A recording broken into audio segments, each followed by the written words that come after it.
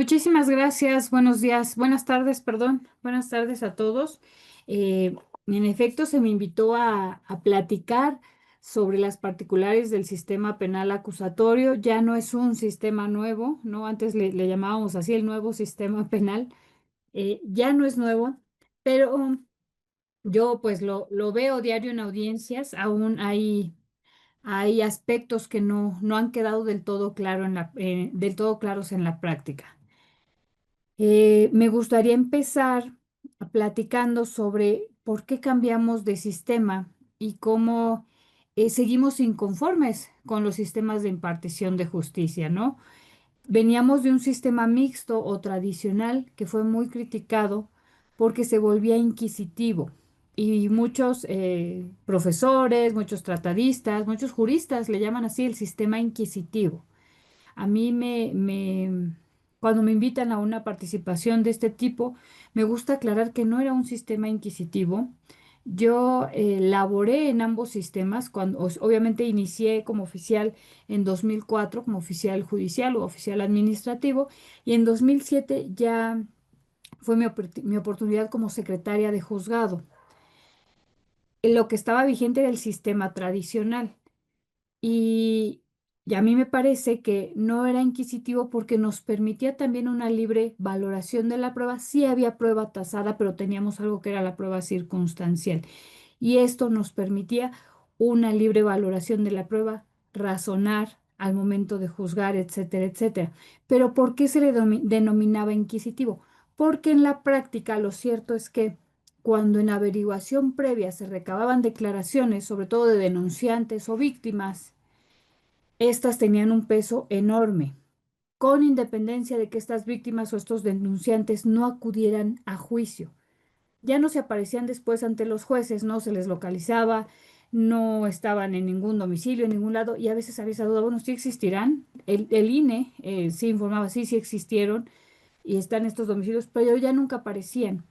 Y entonces creo que de aquí el que se le llamara inquisitivo, porque finalmente esas declaraciones ya estaban, ya habían sido rendidas ante el Ministerio Público y tenían un peso, como también tenían un peso las primeras declaraciones de las personas eh, que en ese proceso se llamaban encausados.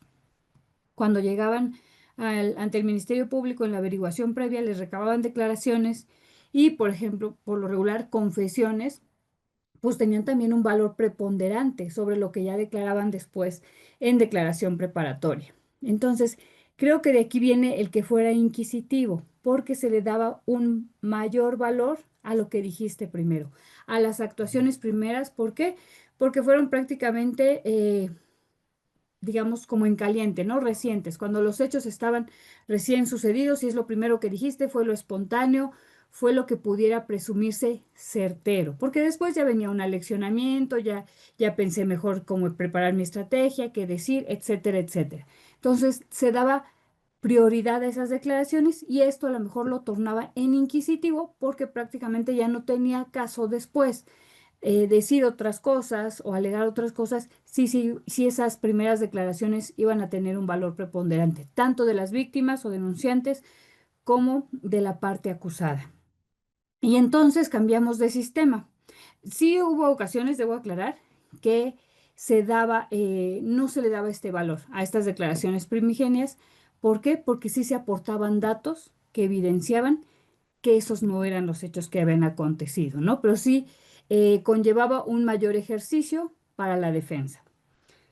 Cambiamos de sistema, bueno, y la crítica en ese entonces es que era inquisitivo y obsoleto, etcétera, etcétera. Y bueno, que además pues los jueces no estaban por lo regular presentes. ¿Por qué? Porque quienes llevaban a cabo o desahogaban esas declaraciones ya en juicio o todas las audiencias, pues eran los secretarios de los juzgados por lo regular, por la cantidad de trabajo porque era muy difícil que un juez estuviera presente en todas las audiencias. Debo comentarles que a mí sí me tocó como oficial y como secretaria, incluso, no como secretaria ya no, me tocó como oficial ver que mis titulares jueces sí iban a todas, al menos a todas las declaraciones preparatorias, pero esto era porque eran en el Ceferezo 1, que antes se llamaba La Palma, ¿no? Entonces, por el tipo de asuntos, los jueces estaban presentes en todas las audiencias. Cuando yo entré y era oficial, y gracias a eso pues aprendí mucho porque los jueces ya traían otras tablas y ellos eran quienes presidían estas audiencias. La carga de trabajo, insisto, impidió que pudieran estar en todas y creo que esto fue mermando en la práctica del sistema. Pero como tal, el sistema, creo que legislativamente hablando, era un buen sistema, fue una buena idea, traía buenas reglas. El detalle con todos los sistemas, lo que nos va a pasar es la práctica, cómo lo estamos llevando a cabo, quienes intervenimos en los procesos. Porque bueno, migramos y decimos, bueno, ya no queremos esto, nos vamos a un sistema acusatorio. ¿Y qué sucedió? ¿Cuál es el reclamo ahorita? Hay impunidad. Hay impunidad porque se prioriza la salvaguarda de los derechos humanos, la presunción de inocencia. Y entonces es lo que oímos como en la voz popular, pues, se está soltando a los delincuentes o tienen más derechos, ¿no? Hay esta expresión muy común de tienen más derechos el delincuente, bueno, no hay que llamarlo así porque realmente todavía no sabemos o no hay algo que diga si es o no responsable, pero eso es lo que dice ahora la gente. Tampoco se está conforme porque nos fuimos al otro extremo, porque tuvimos una reforma en 2011 de derechos humanos, de esta llamada de atención de la Corte Interamericana también de Derechos Humanos, de que no estábamos respetando en México estos derechos humanos, que nuestra Constitución y los tratados internacionales están a la par y entonces hay que atender a ambos. Y nos vamos entonces tal vez también en la práctica a detestar todo lo que era el sistema anterior y a ser extremistas y dar efectivamente algunos juzgadores o en la práctica algunas personas a los derechos humanos por sobre todo, ¿no? Y entonces creo que pasó que eh, cuando había algún vicio, tal vez no tan grande, pues se priorizaba había compañeros que decían para educar, ¿no? Para que la fiscalía, para que el Estado, pues tome conciencia de cuál es su función, la empiece a realizar bien y pues cómo se le puede enseñar que sus peticiones no tengan el efecto que pretenden porque tienen fallas. Pero insisto, siempre vamos a ser los operadores, no solo los jueces, también todos los que intervienen en un juicio, los responsables de que un sistema fracase o no, que se pueda llevar bien o no, dependiendo del nivel de conciencia que tengamos de la responsabilidad que tenemos en uno o en otro. Pero bueno, ya estamos en el sistema acusatorio, ¿no?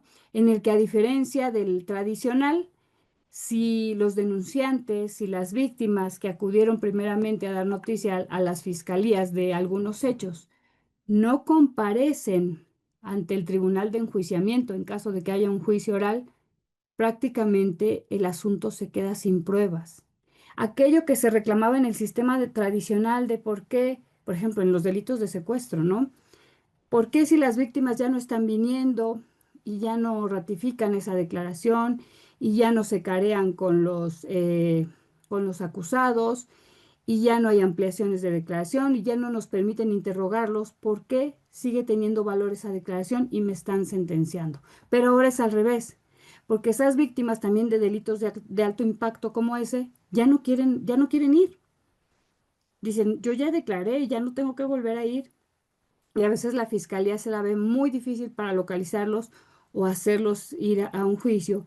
Y pues si ellos no declaran y no hay pruebas y no hay acusación, la consecuencia es que sin pruebas no puedes sentenciar a alguien. Entonces, insisto, aquí las reglas cambiaron, pero nos vamos de un extremo a otro. Primero de algo inquisitivo en que todo el mundo salía responsable con las primeras declaraciones, que no sabíamos si se rindieron en esos términos o no, o si pudieran tener el alcance que tienen en la forma en que quedaron plasmadas escritas, a ahora, si no vienen estas víctimas, si no vienen los ofendidos ante una insuficiencia de pruebas, absolver.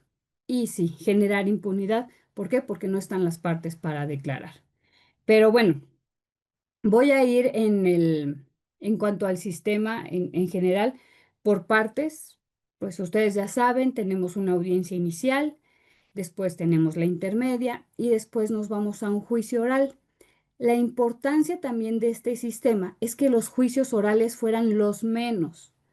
La intención también de este sistema era priorizar una justicia restaurativa, pero tampoco se está dando del todo. Afortunadamente, yo en el centro de justicia sí tengo de las audiencias intermedias, más de la mitad sí se van a una salida alterna, incluso en asuntos de delincuencia organizada.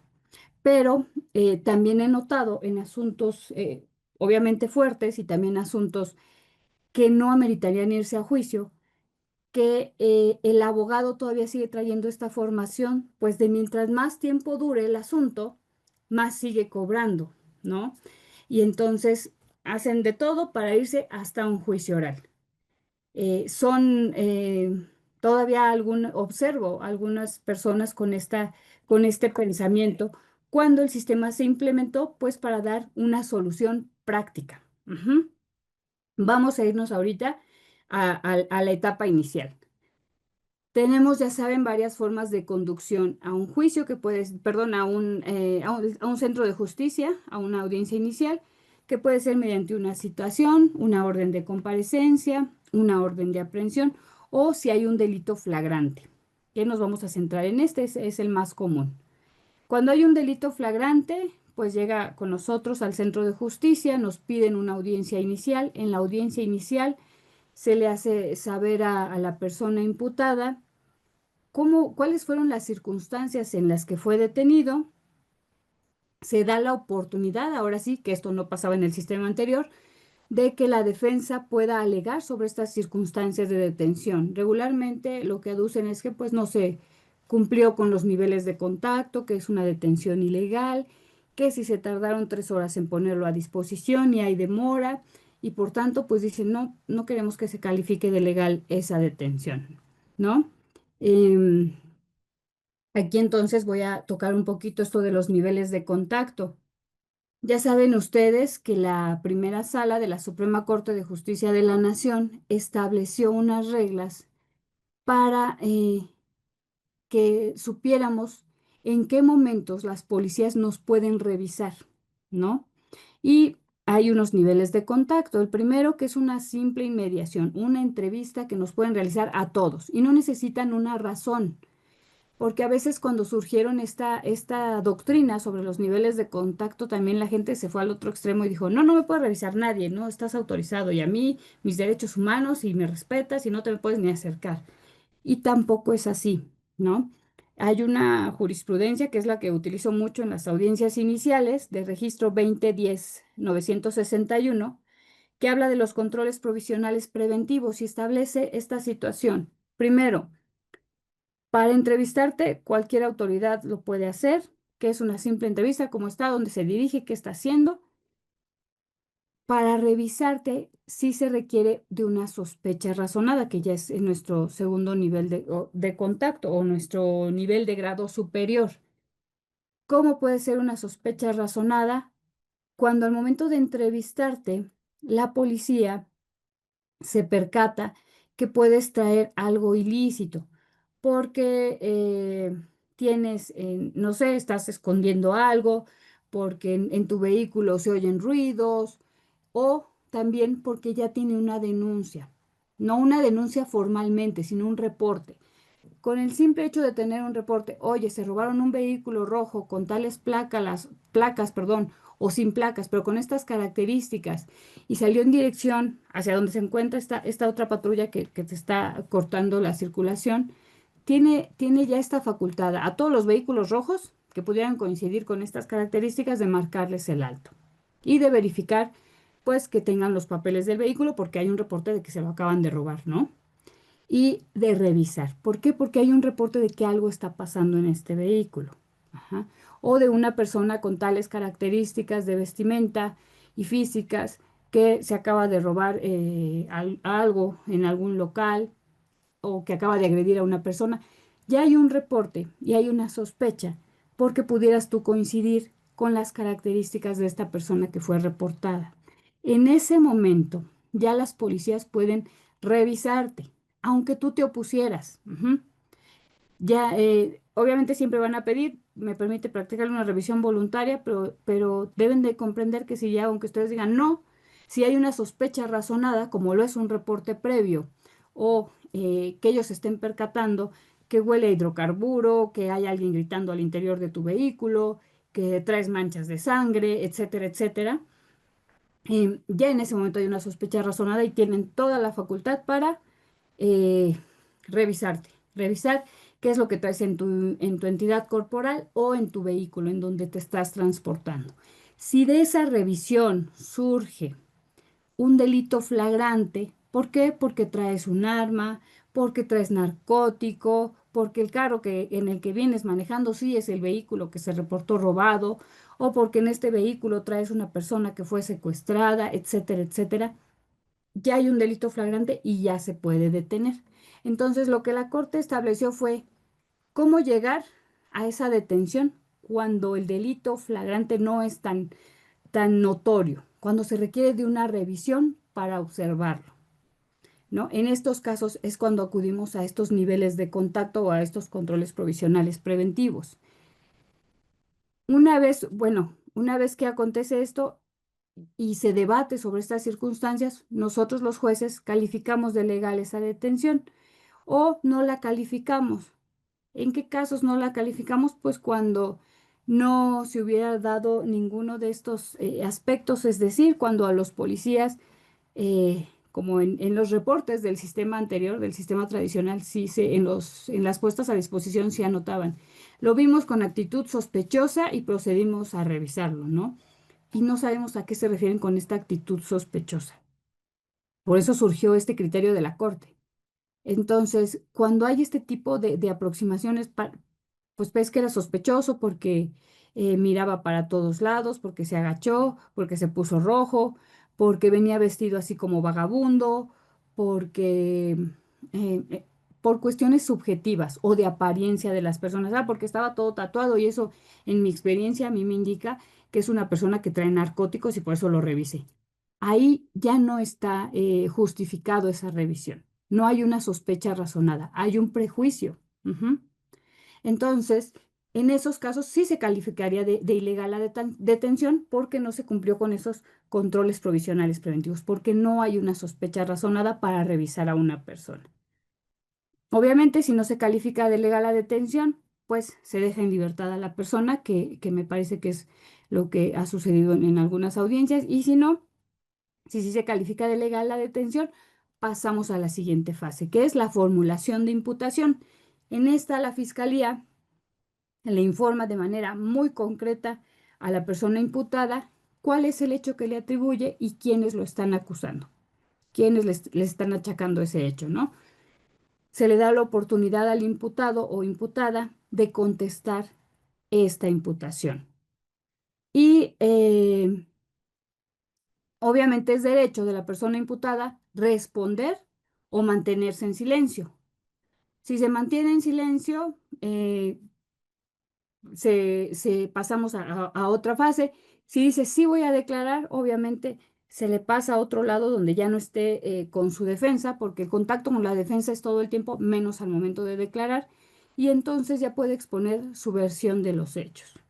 Una vez que realiza esta exposición de los hechos, que contesta la imputación, Fiscalía pide ahora oportunidad para solicitar la vinculación a proceso, porque les dije que la imputación era algo muy concreto. Esto es lo que se te atribuye, que tal día, a tales horas, en tal lugar, realizaste esto. Así de concreta debe ser la formulación e imputación. Aquí no se dice datos de prueba, nada, nada. El día lunes 20 de septiembre de 2023, tú tuviste dentro de tu radio de acción y ámbito de disponibilidad un arma de fuego que era de uso exclusivo. ¿Quién te lo atribuye? Tus vecinos que te sacaron de una fiesta, ¿no? Porque estuviste ahí haciendo tu relajito. Así, es así muy sencilla. Ya cuando pasamos a la solicitud de vinculación a proceso, entonces ya la fiscalía expone, ¿qué tengo?